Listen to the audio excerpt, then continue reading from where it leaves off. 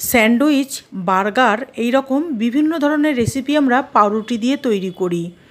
এই রকমই ডিলিশিয়াস আর দুর্দান্ত স্বাদের একটি রেসিপি আজ তৈরি করেছি আমি পাউরুটি দিয়ে। নমস্কার বন্ধুরা, রেসিপি কথা পরিবারে সকলকে জানাই সাদর আমন্ত্রণ। আজ আমি তৈরি করেছি চিজি গার্লিক ব্রেড।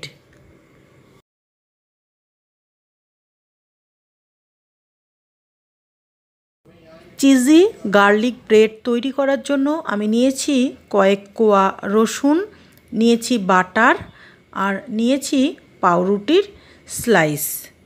আমি এখানে চিজি গার্লিক ব্রেড বানানোর জন্য স্লাইস রুটি নিয়েছি, আপনারা যে কোনো ধরনের পাউরুটি দিয়ে বানাতে পারেন। রসুনটা প্রথমেই ছোট ছোট টুকরো করে কেটে নিয়েছি। এবার একদম লো ফ্লেমে রসুনটা লালচে করে ভেজে নেব।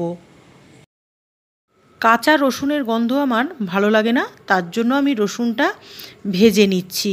আপনারা যদি মনে করেন কাঁচা রসুনের গন্ধ ভালো লাগে তাহলে রসুনটা গ্রেট করে নিতে পারেন, ভাজার কোনো দরকার নেই। এবারে ভাজা রসুনটা একটু ম্যাশ করে নিয়েছি। এবারে গার্লিক বাটারটা তৈরি করে নেব কিছু উপকরণ দিয়ে। প্রথমেই নিয়েছি ভেজে ম্যাশ করা গার্লিকটা। এবারে দিয়ে দিলাম একটু ধনেপাতা কুচি আর দেব ছোটো চামচের হাফ চামচ অরিগ্যানো। এবারে দেব ছোটো চামচের হাফ চামচ চিলি ফ্লেক্স। সমস্ত উপকরণ বাটারের সাথে খুব ভালোভাবে একসাথে মিশিয়ে নিতে হবে। আমার রেসিপিটি ভালো লাগলে অবশ্যই একটা লাইক করবেন, শেয়ার করবেন। আর যে সকল বন্ধুরা প্রথমবার আমার চ্যানেলটি দেখছেন, একান্ত অনুরোধ রইল আমার চ্যানেলটি সাবস্ক্রাইব করে আমার পাশে থাকবেন। গার্লিক বাটার আমাদের একদম রেডি হয়ে গেছে। তৈরি করা গার্লিক বাটারটা দিয়ে এবারে পাউরুটির উপরটা খুব ভালোভাবে কভার করে দেব। এইভাবে কয়েকটা পাউরুটি গার্লিক বাটারটা দিয়ে খুব ভালোভাবে কভার করে নেব। আপনারা যদি অরিগ্যানো আর চিলি ফ্লেক্স না দিতে চান গার্লিক বাটারে, তাহলে শুধু কাঁচা লঙ্কা, ধনেপাতা, রসুন দিয়েও গার্লিক বাটারটা বানাতে পারেন। একটা তাওয়া বসিয়ে দিয়েছি গ্যাসে, একদম লোতে রেখেছি গ্যাসের ফ্লেমটা। এবারে যে দিকটা গার্লিক বাটার লাগিয়েছিলাম সেই দিকটাই দিয়ে দিলাম তাওয়ার উপরে, আর উল্টো পিঠটায় দিয়ে দিলাম একটু গ্রেট করা চিজ।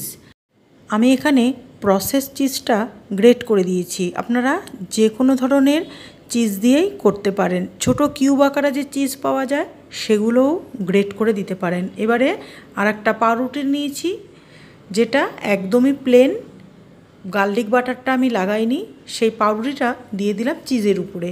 এবারে একটু গার্লিক বাটার নিয়ে এই পাউরুটিটার উপর থেকে খুব ভালোভাবে আবারও স্প্রেড করে দেব।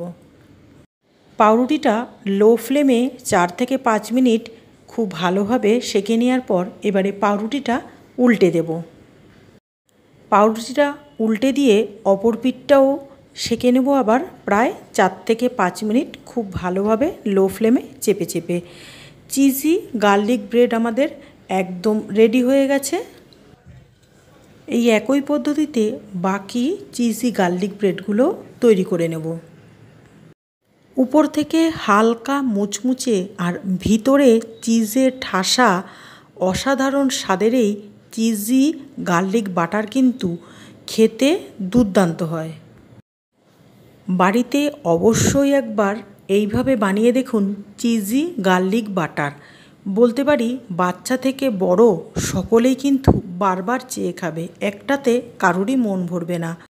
বিকেলের জলখাবারে এইভাবে চিজি গার্লিক ব্রেড তৈরি করে খেতে পারেন গরম গরম। তাহলে সকলে ভালো খান, সুস্থ থাকুন। ধন্যবাদ।